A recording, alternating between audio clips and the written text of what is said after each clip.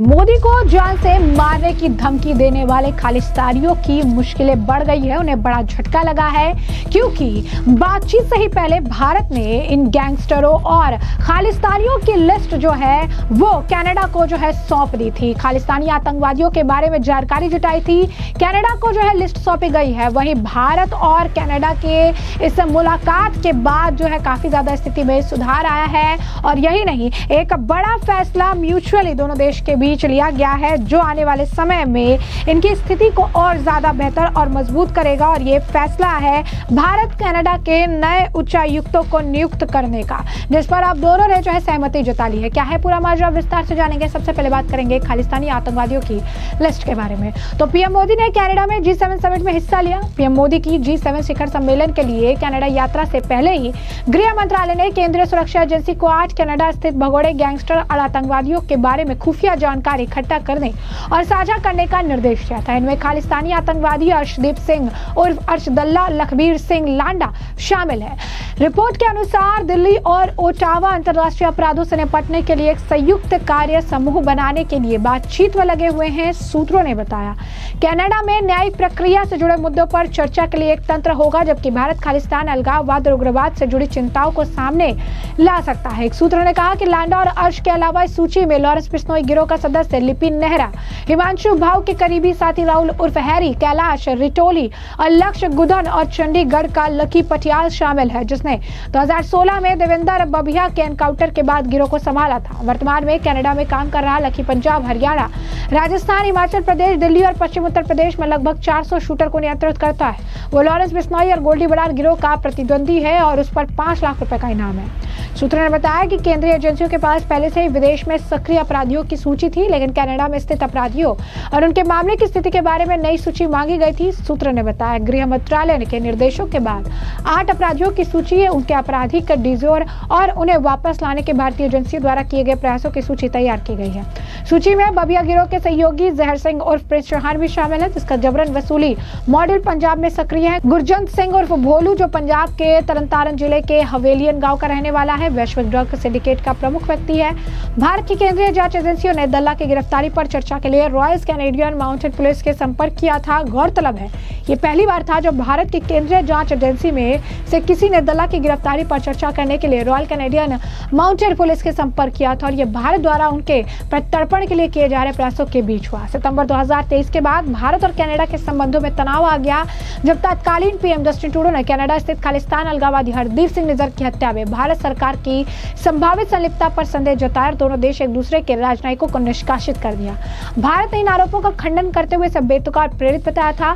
Canada Bharat के नए उच्चायुक्तों की नियुक्ति करने पर सहमति जताई है। G7 में ऐसे बनी है बात। तो पीएम मोदी और मार्क कार्नी की मुलाकात के दौरान भारत और कनाडा के नए उच्चायुक्तों को नियुक्त करने पर सहमति जताई है। दोनों देश फिर से सामान्य राजनयिक सेवाएं शुरू करने के लिए नए उच्चायुक्त नियुक्त करेंगे। इसमें दोनों देशों के नागरिकों और व्यापारियों को फायदा होगा। कनाडा के प्रधानमंत्री के कार्यालय द्वारा जारी एक बयान में कहा गया कि कार्नी और मोदी ने आपसी सम्मान, कानून के शासन, संप्रभुता और क्षेत्रीय अखंडता के सिद्धांत के प्रति प्रतिबद्धता के आधार पर कनाडा भारत संबंधों के महत्व की पुष्टि की है। दोनों नेताओं ने नागरिकों और व्यवसायों को नियमित सेवाएं बहाल करने के उद्देश्य से नए उच्चायुक्तों नामित करके सहमति व्यक्त की है।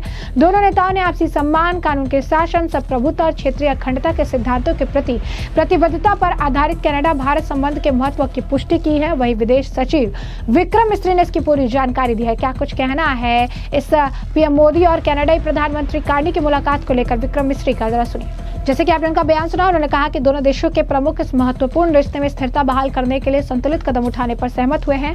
पहला कदम जो तय हुआ, एक दूसरे की राजधानियों से जल्द जो है उच्चायुक्तों की बहाली। उन्होंने बताया कि अन्य कूटनीतिक कदम भी समय के साथ उठाए जाएंगे। विदेश सचिव विक्रम मिस्री ने पीएम मोदी और कनाडाई जो है पीएम कार्नी की बैठक पर कहा कि दोनों प्रधानमंत्रियों ने व्यापार, लोगों के बीच संपर्क, कनेक्टिविटी से संबंधित कई क्षेत्रों में वरिष्ठ और कार्यकारी स्तर के तंत्र और चर्चाओं को फिर से शुरू करने पर सहमति व्यक्त की है।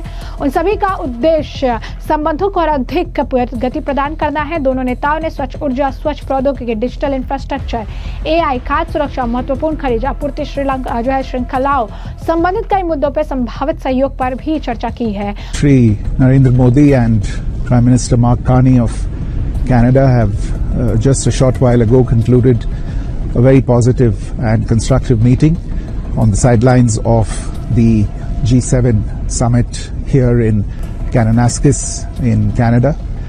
The meeting discussed the importance of the India-Canada relationship, which is based on shared values, democracy and the rule of law, people-to-people contact, and many other commonalities. The Prime Ministers agreed to take calibrated steps to restore stability to this very important relationship. And the first of these steps that was agreed on was to restore High Commissioners to each other's capitals at an early date. Other diplomatic steps will follow in due course.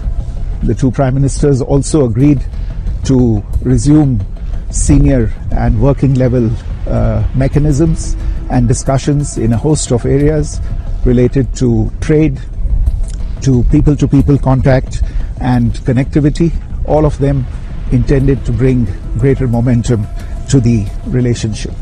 The two leaders also discussed potential collaboration in a host of issues related to clean energy, clean technology, digital infrastructure, artificial intelligence, food security, critical minerals and supply chains.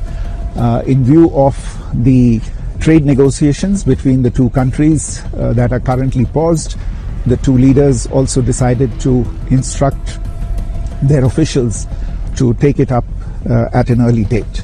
The two leaders agreed to stay in touch and meet once again at the earliest possible opportunity. वहीं केंद्रीय मंत्री हरदीप सिंह पुरी का भी Canada और भारत के प्रधानमंत्री नरेंद्र मोदी के बीच हुई इस मुलाकात को लेकर बयान है। क्या कुछ कहना है हरदीप सिंह पुरी का, सुनिए। I'll tell you something. Sometimes relationships with other countries get embroiled, whether you like it or not, in issues in your domestic politics. It happens.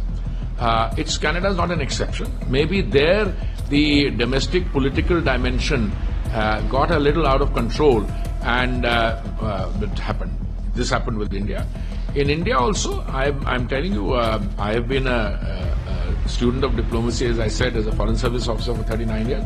What happens in Tamil Nadu can influence events in a neighboring country, in Sri Lanka. What happens in states like West Bengal can impact so and so. But I think I don't want at this stage to indulge in any finger pointing or name calling. Whatever happened, I think I was privileged to attend to several events, be present in several events. When the previous Prime Minister came here, he had a lot of turban-wearing ministers in his entourage. I even accompanied the previous Prime Minister on the trip to Amritsar for the, when he paid obeisance at the Golden Temple. And I remember one conversation, one of the turbaned ministers was telling me, he's no longer a minister, but I won't take his name, was saying that, I'm very lucky, at a young age I went to Canada and, I became a minister. So I said, I'm very happy that you've done well in life, you've become a minister.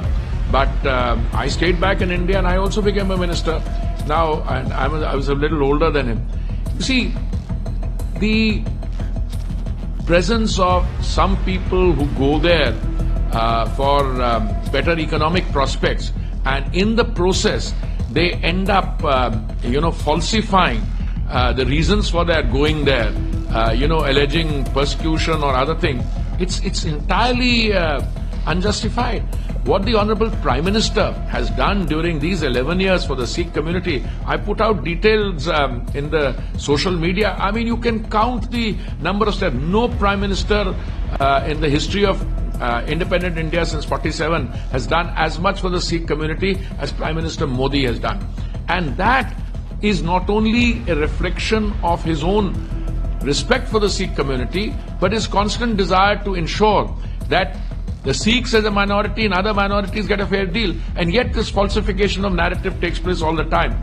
And I'm very happy, I think, it's not for me to speak, that this process, this down slide will now be corrected, and that with the redesignation of resident high commissioners in Canada and India, you will find that the clawback and the relationship will not only regain its post downslide position but also achieve newer heights. तो ऐसे में आपने हरदीप सिंह पुरी का भी बयान सुना। उन्होंने भी कहा है कि समय के साथ अब कनाडा और भारत के रिश्ते सुधर रहे हैं। इसके लिए एक सकारात्मक पहल की गई है और इसकी पहल की शुरुआत बड़े फैसले और इस चर्चा से, इस मीटिंग से जो है हो चुकी है। तो ऐसे में हमने आपको जो पूरा मामला है विस्तार से बताया, तमाम नेताओं के अपने बयान सुने हैं और इस मामले पर अब आपकी जो राय हो कमेंट सेक्शन में कमेंट करके जरूर से जरूर साझा करिएगा।